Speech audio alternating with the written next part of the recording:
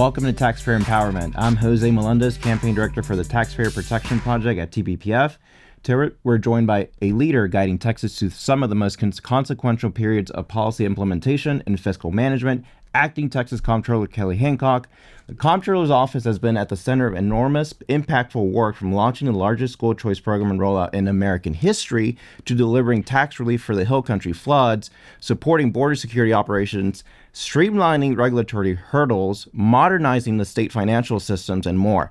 Comptroller Hancock, welcome to the show. Yeah, appreciate it. Good start, but we're not finished yet. Exactly. You've been very busy, but let's jump right in. Let's get right into the conversation. I led with school choice. Texas is now launching the largest rollout of its school choice program in U.S. history through the Texas Education Savings Accounts. Freedom accounts. Freedom accounts, that's right. Freedom accounts. All about freedom. So your office is now ensuring that this system is built carefully, transparently, and with strong accountability. Walk us through the implementation process and what that looks like.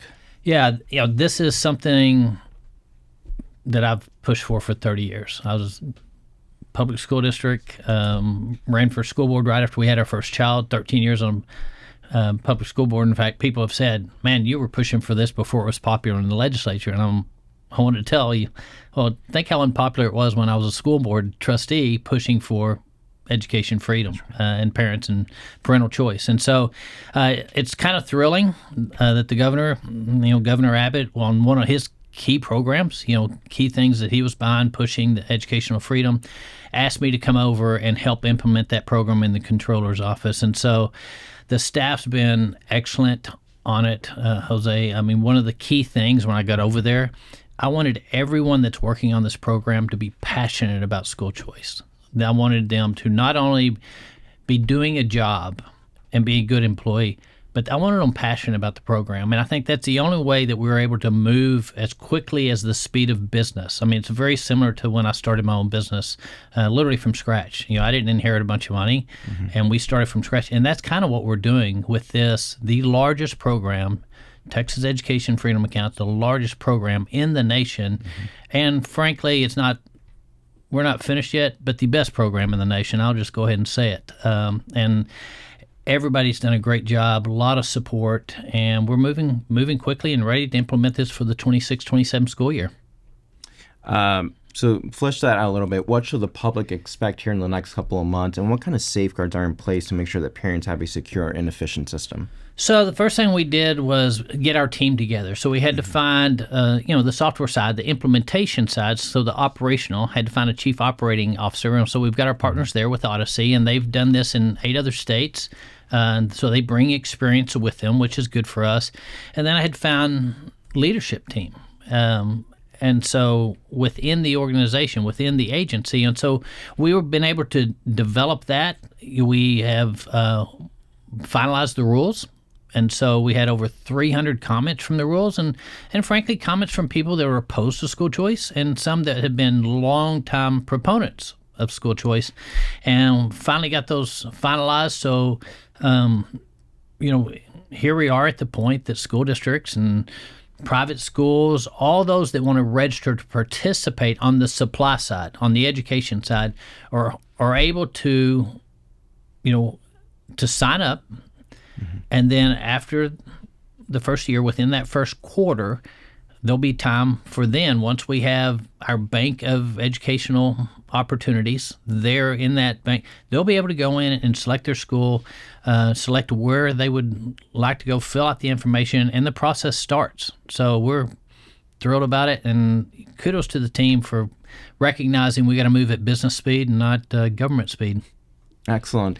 So switching gears to a totally different subject, we had some pretty devastating floods in the Texas Hill Country not too long ago, and your office, moved to help those families that were hit hard, those small businesses, in the form of tax relief, exemptions, and more. Talk to us about those rapid response efforts, what that looked like, and what steps did your office take to ease the burden for those folks? Yeah, so I resigned the Senate June 18th, was sworn in to the Comptroller's office on the 19th, and then officially took over duties as the acting comptroller on July 1. Well, then July 4th happens in Kerrville. Devastation. Well, just so it turns out that we were about to release applications for $220 million and what we call broadband funds, but they're better described as communication funds, filling in that last mile, making sure that the connectivity is there. And so I took over the office and immediately wanted to see what we could do to help. And so we got with general counsel. I had been chair of business and commerce during that time and knew we provided a lot of flexibility, and we were technology neutral, which was a big deal to me because technology changes, and providing the flexibility. So general counsel asked them to look at it and see how we could provide ultimate flexibility. We could prioritize areas prone for disaster. This was going out through the river authorities. And it's funds already appropriated. As a fiscal conservative, I'd just rather use funds that are already appropriated rather than appropriating new funds like they would have had to do in the special session. So they did that. So within 2 weeks, we were able to turn that around. We prioritized areas prone for disaster. We already had the $220 million that had been appropriated, so this is no new funds. And we were able to move quickly and get those funds available in those applications there. And we made the technology available that is very broad, that could be used for towers, could be used for notification equipment, could be used for satellites, and literally put in a position in a 2-week period of time that $220 million where Kerrville itself could receive as much as $50 million of that, which they desperately needed that help and those funds. And frankly, they just needed them faster than passing a piece of legislation, waiting for the rules to be written. And we were able to move very quickly, and I certainly appreciate staff helping us out on that. So, Comptroller, border security remains a pretty top priority for Texans. Sure. And your office is preparing to offer new grants to sheriffs to coordinate with ICE to stop illegal aliens engaged in criminal activity. Talk to us a little bit about what this program looks like, what it aims to accomplish, and how it's going to help these, border adjacent sheriffs in rural counties. Yeah, a lot of rural counties. In fact, we just got finished. I've been traveling the state of Texas, 5-6 cities a week, a lot in the rural areas where we just have completed the rural law enforcement grants, and that helps with personnel. It helps with salaries of our judicial system, with DA offices for prosecution, so that we have the manpower there, but equipment as well. And that was on the rural law enforcement side. So you dovetail into what we call the immigration enforcement grants that are available that I voted for when I was in the Senate and pushed. And that's recognizing that, some of the rural areas, as we give them this new duty and require it, actually, because of legislation, we're requiring it. And so with that requirement, the legislature recognized that additional funding may need to help and assist them in these new opportunities to work with us. And so that's what these grants are doing. We'll start that in January. But, the thing is, I've been down to the border several times, and I was there literally with Governor Abbott and President Trump when we first erected that first border wall, and saw the work it was doing and how the Trump administration, working with Governor Abbott, was actually reducing what we were seeing coming across the border. And then change of administration, then I was down there in the Biden administration and see 400 or 500 waiting to jump on a bus to get processed within 72 hours and shipped all over the U.S. And then I was down there a couple of, several weeks ago, about 2 months ago, and literally asked them, all right, what are you seeing? And I think that month they had seen like 16 apprehensions. It just was ridiculous. No buses, no 450 immigrants, underneath the bridge. And this is just going to help that, especially in our rural areas where we provide those grants. And so we'll be doing that right after the first of the year. And switching gears, so regulatory reform is back in the spotlight. Yeah. We have a new office called the Texas Regulatory Efficiency Office, or better known as Texas DOGE. And this new office, has a mandate to cut regulations, cut red tape, and really streamline our rules in the state. You were recently appointed by Governor Abbott to be part of the advisory panel for TREO. Talk to us about what that partnership looks like. Yeah, so Governor Abbott and I literally have been working for years on reducing regulatory environment in the state of Texas, a pro-economic environment in the state of Texas, He's fully aware of my background in chemical distribution space, which is highly regulated, and a lot of, I think we deal with pretty much every agency you can think of, all the acronyms you want to come up with. And so, especially even during COVID. And so Texas started this long time ago. During COVID, he was asking me, hey, how do we keep the economy going? And that following session, we probably had the biggest deregulatory session ever. We reduced regulations across the board on our restaurants to kind of keep them going, where we came up with margaritas to go, allowing you to, if you were picking up pizza, you can buy a bottle of wine. You couldn't do that because of regulations in government.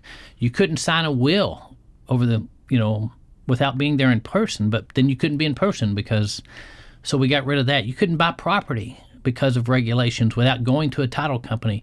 So we had already started working on this, and I think that's, my business background and having run a small business and started from nothing. I think that's one of the reasons that he had me on there, and we're the purveyors of all that information. All that data comes out of the Comptroller's office, and so I'm thrilled to be working with the governor on it, and a great group of leaders from across the state will be looking at that and making sure Texas stays strong and keeps the economy going through Texas Doge.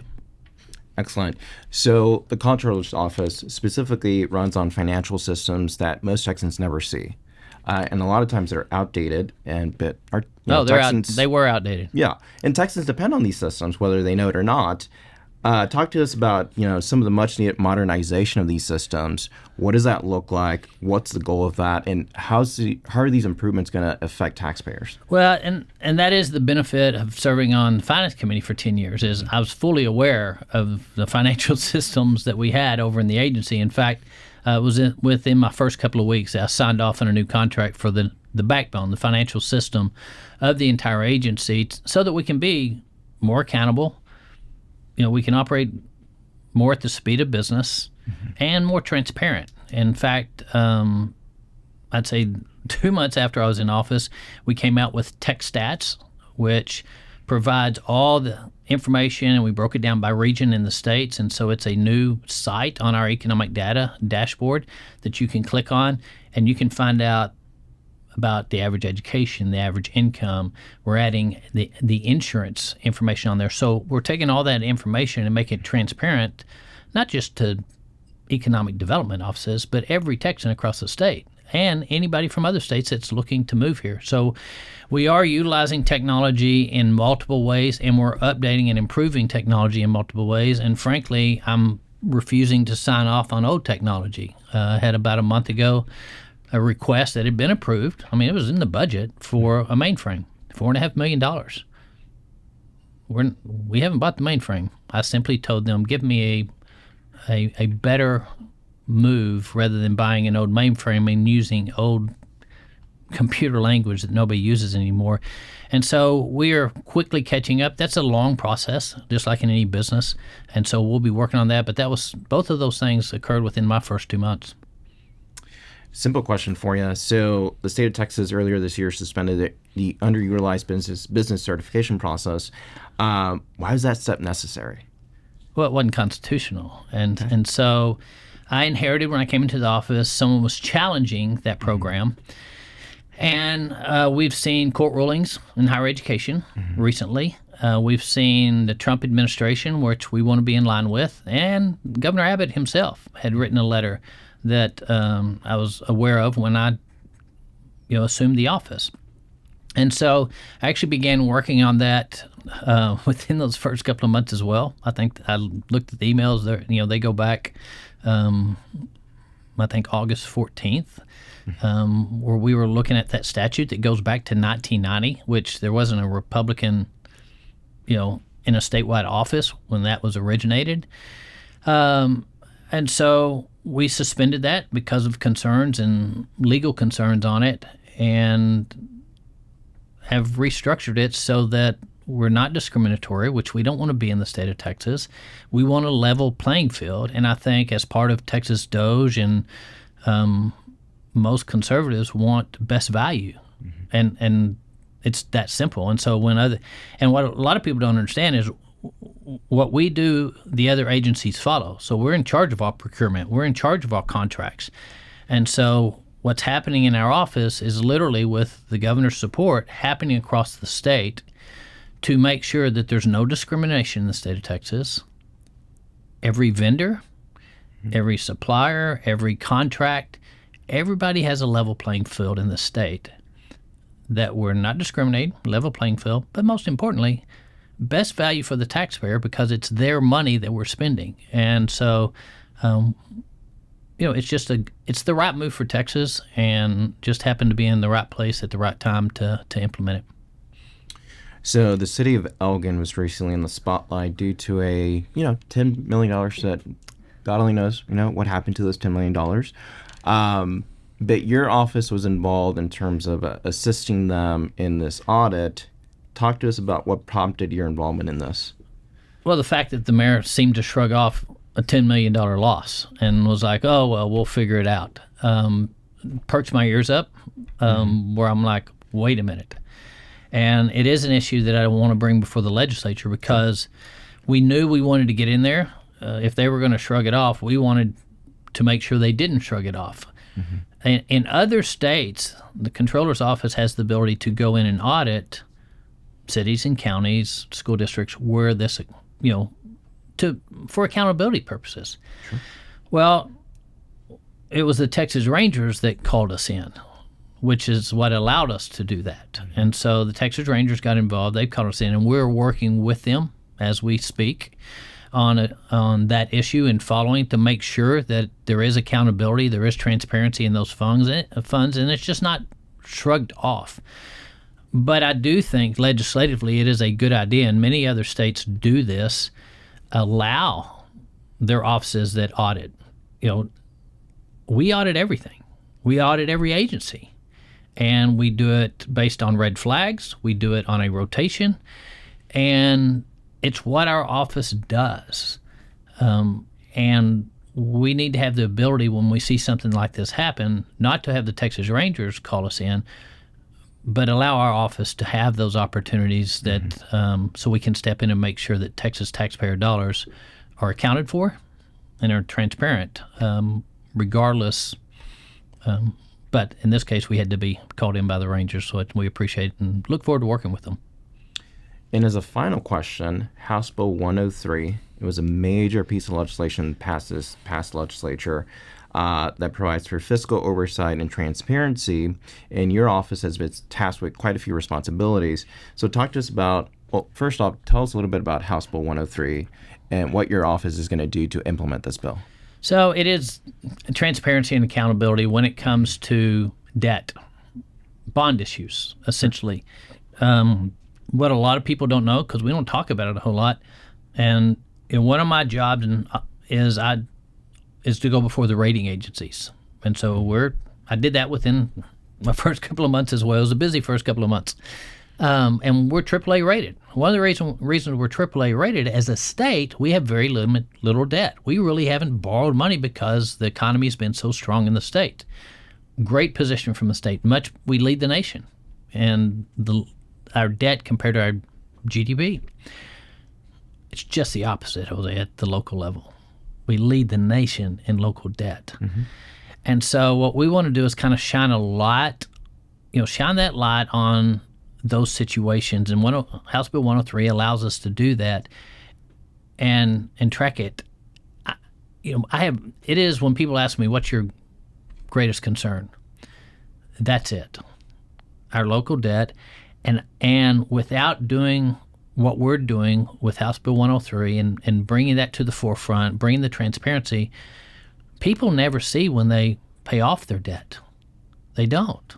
You pay off your car, you have more cash flow because you don't have that car payment.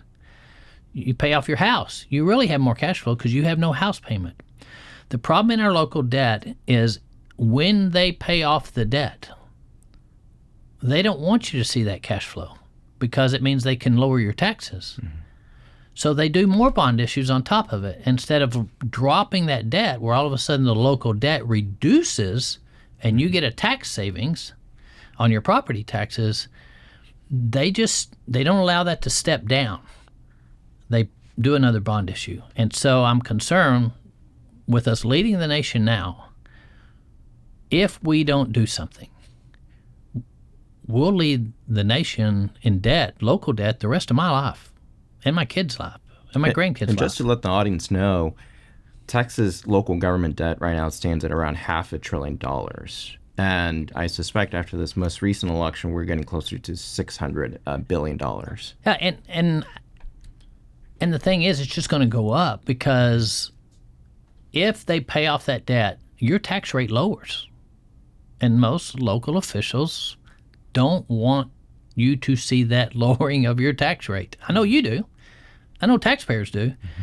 And so House Bill 103, I think, is kind of the first step, I hope, the very, very first step in providing that accountability and transparency. Hey, everybody, here's what's going on. Here's how this is growing. And so we want to build a very transparent one that provides good, accurate, useful information to the taxpayer so that they see, what you and I are talking about. And it is my concern is how do we ever get to the point that we don't lead the nation in local debt? That's right.